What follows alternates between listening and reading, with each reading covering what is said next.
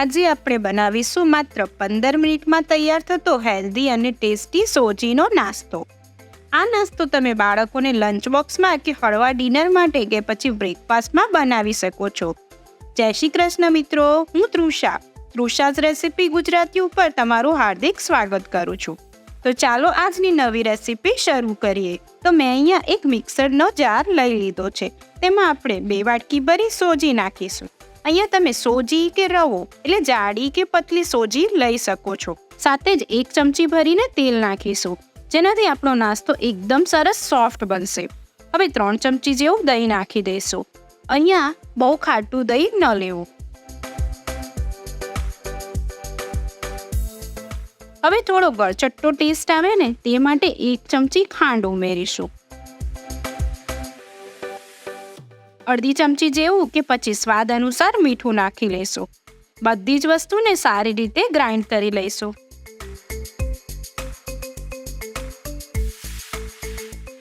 એકવાર મેં ગ્રાઇન્ડરમાં ગ્રાઇન્ડ કરી લીધું છે. જુઓ, હજી આ મિશ્રણ ડ્રાય છે. તો 2 વાટકી જેવું પાણી નાખીશું. જે વાટકીથી આપણે સોજીનું માપ લીધું હતું તે જ વાટકીથી પાણી માપીને નાખીશું. જુઓ, હવે ફરી આને મિક્સરમાં ફેરવી લઈશું અને એક સરસ સ્મૂથ બેટર બનાવીને તૈયાર કરીશું.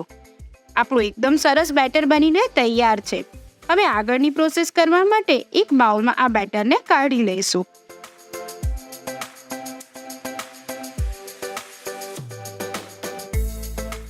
બે 3 ચમચી જેવું પાણી મિક્સરના જગમાં નાખી બધું મિશ્રણ હું કાઢી લઈશ, જેનાથી કાંઈ પણ વેસ્ટ જાય નહીં.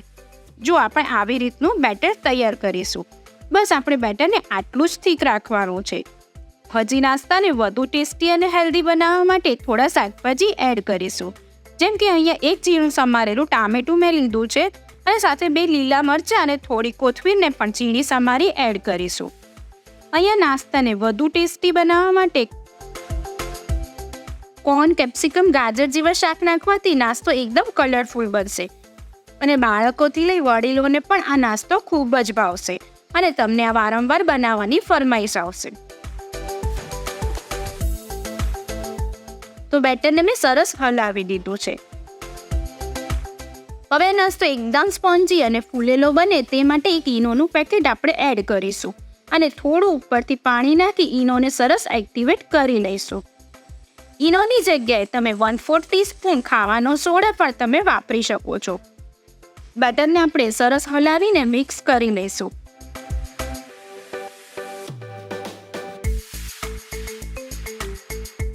હવે બેટરને સેટ થવા માટે આવી રીતે હું ટીનનો ઉપયોગ કરી રહી છું. તમારી પાસે ન હોય તો આવી રીતની કોઈ વાડકી કે ડીશનો ઉપયોગ પણ તમે કરી શકો છો. બસ હવે ટીનને તેલ લગાવી સારી રીતે ગ્રીસ કરી લઈશી. ગ્રીસ કરવાથી આપણો નાસ્તો એકદમ આસાનીથી નીકળી જશે, માટે અહીંયા ગ્રીસ કરવું ખૂબ જ જરૂરી છે.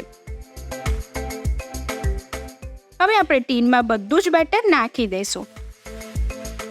બસ આવી જ રીતે થોડું ટેપ કરી લઈશું, જેનાથી નાસ્તો સરસ સેટ થઈ જાય. હવે થોડું સ્પાઇસી બનાવવા માટે ઉપરથી થોડું લાલ મરચું ભભરાવી દઈશું. બસ આ નાસ્તો સ્ટીમ થવા માટે તૈયાર છે. હવે આપણે એક જુગાડી સ્ટીમર બનાવીશું. તો તેના માટે એક કડાઈ લઈ તેમાં 1 ગ્લાસ જેવું પાણી નાખીશું અને તેમાં એક સ્ટેન્ડ મૂકી દઈશું. બસ આને ઢાંકીને પાણીને ઉકળવા દઈશું. જો પાણી સરસ ઉકળી ગયું છે. હવે બેટરવાળા ટીનને સાવધાનીપૂર્વક ઉપરથી મૂકી દઈશું અને ઉપરથી એક ડીશ ઢાંકી દઈશું.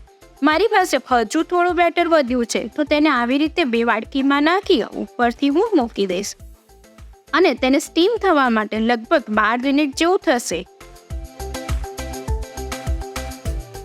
12 મિનિટ પછી ટૂથપીકની મદદથી આપણે ચેક કરીશું.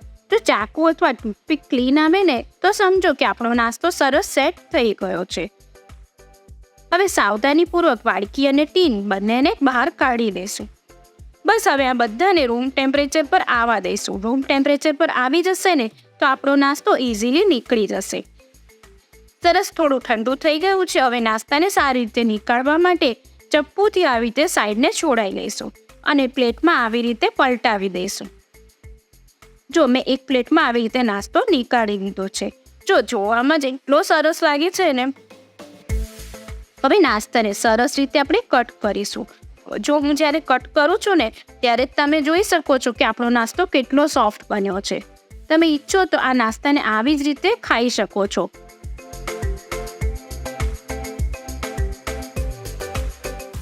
એકદમ સોફ્ટ અને સ્પોન્જી નાસ્તો બનીને તૈયાર છે. ઘરે જો હજી વિડીયો બાકી છે. હવે આ નાસ્તાને હજુ ટેસ્ટી બનાવવા માટે એક નોનસ્ટિક તવાને ગરમ કરવા મૂકીશું અને નાસ્તાને આપણે સરસ ક્રિસ્પી સેલો ફ્રાય કરી લઈશું. તો સેલો ફ્રાય કરવા માટે 2 ચમચી તેલ તવા ઉપર નાખીશું.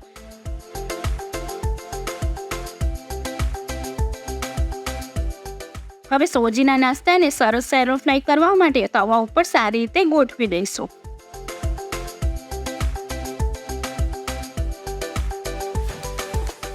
અને આવી જ રીતે પલટાવીને સરસ શેકી લઈશું.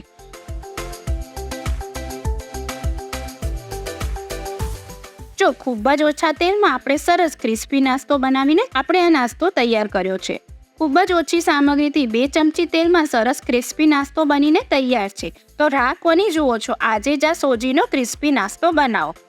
વિડીયોને ફેમિલી અને ફ્રેન્ડ્સ સાથે શેર કરજો અને અમારી મહેનત ગમી હોય તો એક લાઈક જરૂરથી કરશો. ચેનલને સબસ્ક્રાઈબ ન કરી હોય તો સબસ્ક્રાઈબ કરી દેજો અને વિડીયોમાં અહીં સુધી બન્યા રહેવા માટે ખૂબ ખૂબ ધન્યવાદ. જય શ્રી કૃષ્ણ.